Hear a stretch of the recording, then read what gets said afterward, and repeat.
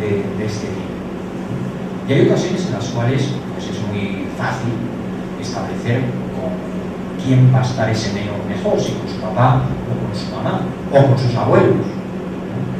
Pero hay muchas ocasiones, como ustedes saben muy bien, en las cuales determinar esto es realmente muy complejo. Porque tanto para el papá como para la mamá ese niño es lo más importante de su vida y daría la vida por él, porque es, y hay que decidir, y hay que decidir.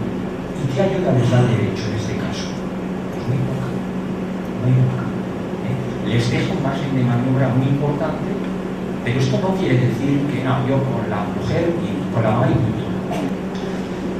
Pensaríamos en decir, no, ha dicho la verdad, es verdad que lo hizo.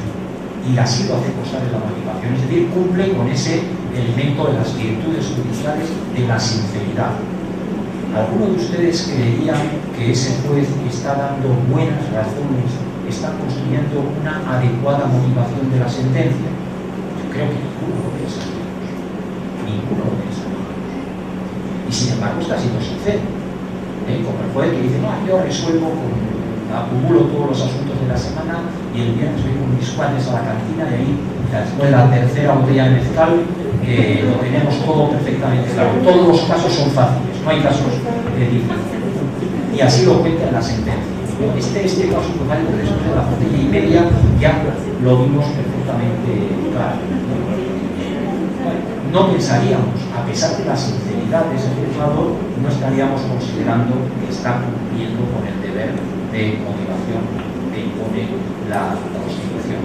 Por lo tanto, sinceridad como elemento personal de confianza en la persona, de virtud ética, pero no como un elemento importante o único al menos de cara al control de la motivación.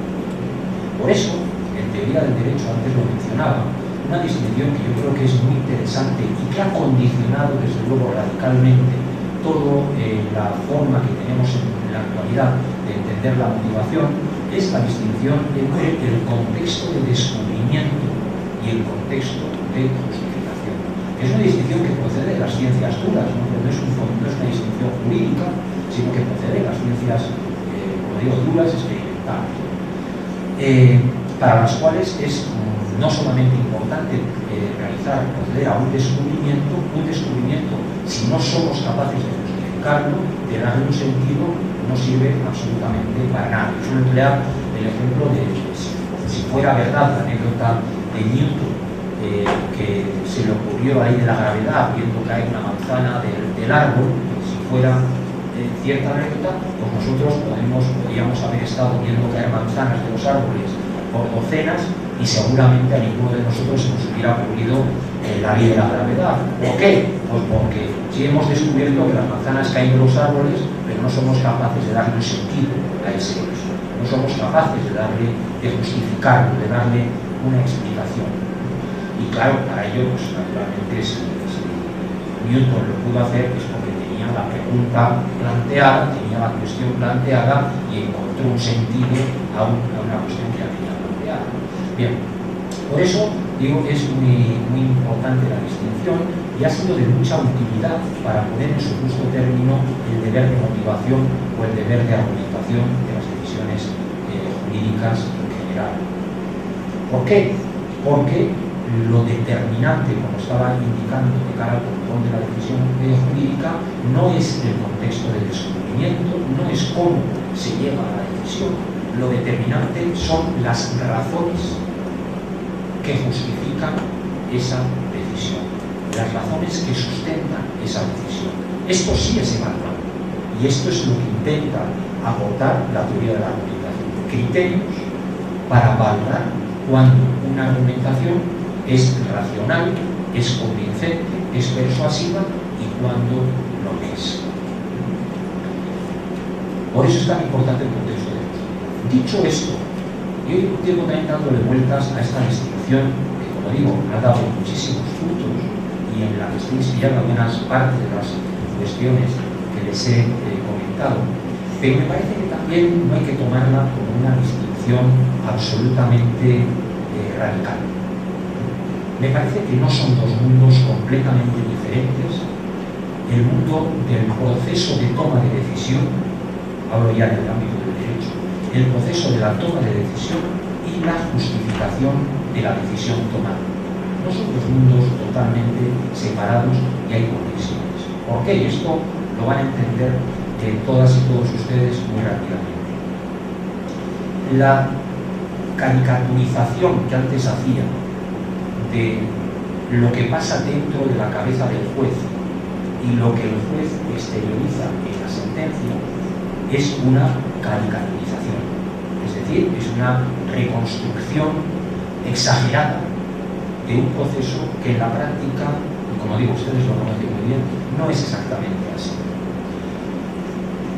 Muchos de los órganos jurisdiccionales que resuelven en México no son órganos unipersonales, sino que son órganos colegiados.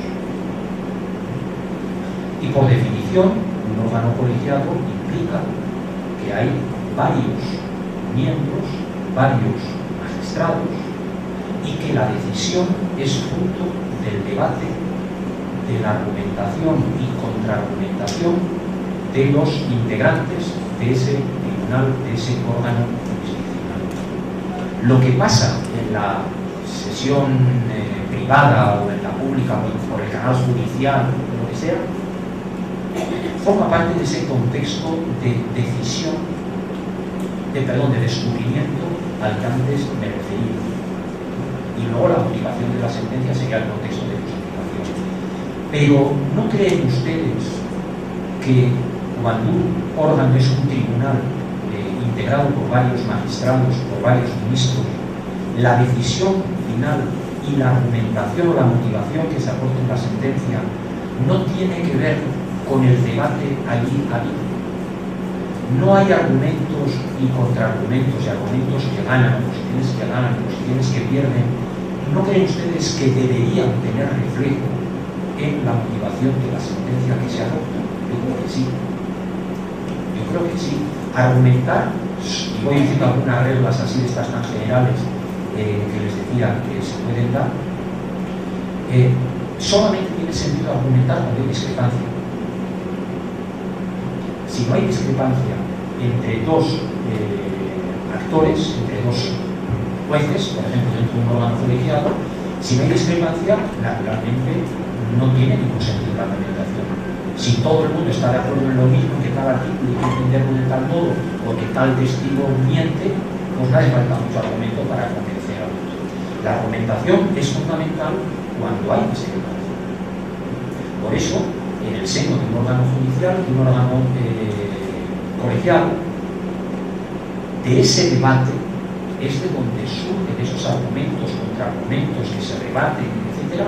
Es de donde surge la decisión y de algún modo creo que tendría que tener reflejo en la motivación de la sentencia esos argumentos, contraargumentos, razones, contrarrazones, argumentos positivos, argumentos negativos. De tal forma que por lo menos los órganos jurisdiccionales colegiados no son dos mundos completamente separados, el del contexto de descubrimiento y el del contexto de justificación. Un tema que se lo presento que también a mí no tengo muy claro qué es lo que hay que decir es, por ejemplo, qué va a pasar o qué está pasando ya en algunos lados con los juicios orales y la argumentación y el contexto de descubrimiento y el contexto de justificación. Por definición, los juicios orales lo que pretenden es que sin contaminación de ningún tipo se adopte la decisión inmediatamente después de practicada las pruebas, delante del tribunal, etcétera, etcétera, y se adopte la decisión. Y luego hay que justificar, luego hay que motivar, luego hay que redactar la sentencia. Son dos mundos separados. O no hay más remedio que trasladar a la motivación de la sentencia las razones, los argumentos que se hayan tenido en cuenta para adoptar la decisión. ¿Qué pasa? Yo siempre me planteo cuando es tribunal de sala superior, ¿no?, que tiene sus sesiones privadas, sesiones privadas, y luego se hace la sesión pública, eso, en el canal judicial, ante la televisión o en internet. ¿Qué pasa si un magistrado de sala superior o un ministro de la Corte mantiene unos argumentos y dice unas cosas en la sesión privada privado, entonces se produce una discusión, etcétera, etcétera, se lleva más o menos, y luego va a la sesión pública y cambia, y descoloca a los hombres. Se había dicho otra cosa, que mira, que yo había preparado aquí argumentos para rebatir, no sé qué, le había dicho a mis secretarios que me prepararan, que me buscaran, no sé qué, y el tipo me cambia, ¿no? Bueno, todo esto hace que me parezca que no son dos mundos radicalmente incomunicados, el contexto de descubrimiento y el contexto de justificación, sino que existan necesariamente conexiones. Voy incluso a los órganos unipersonales. Cuando hay un juez es el que firma la sentencia.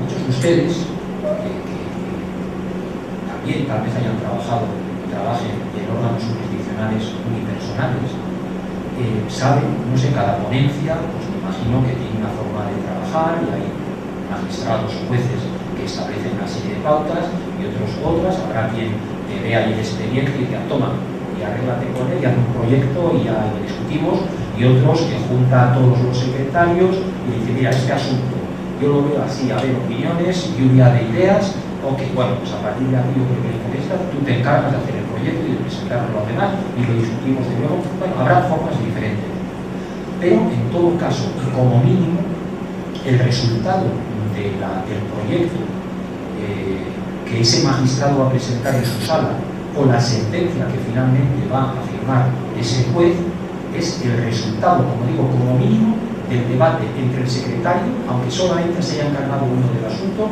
y el magistrado. Como mínimo, de esta interacción, de este diálogo entre magistrado, entre juez y secretario. Pero en muchos casos será consecuencia del diálogo entre diferentes secretarios, etcétera, etcétera. De tal modo que todo ese juego argumentativo y contraargumentativo es determinante no solamente para la toma de decisión, sino que es determinante para la justificación de la decisión misma. Insisto, por tanto, que no son dos mundos separados, sino que tienen conexiones, yo creo que importantes.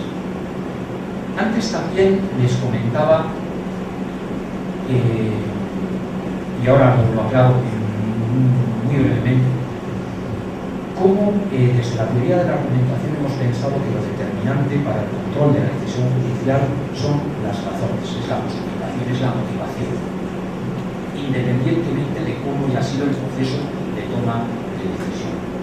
Y muchas veces estoy seguro que a muchos de ustedes les provoca rechazo que incluso se exteriorice que hay ocasiones en las cuales el juez decide por intuición, por instinto, y que luego busca las razones para justificar esa decisión. Esto va en contra un poco de esta idea del proceso o de la sentencia como resultado de un proceso lógico de indagación, de manejar diferentes elementos. Va en contra, en definitiva, de esa imagen que tanto hemos utilizado de la decisión judicial como un silogismo normativo, en el cual al juez se le dan, por un lado, la premisa mayor, el elemento normativo, las partes le dan elemento factual y el juez pone en conexión de manera automática la premisa mayor con la premisa menor y la decisión le viene dada.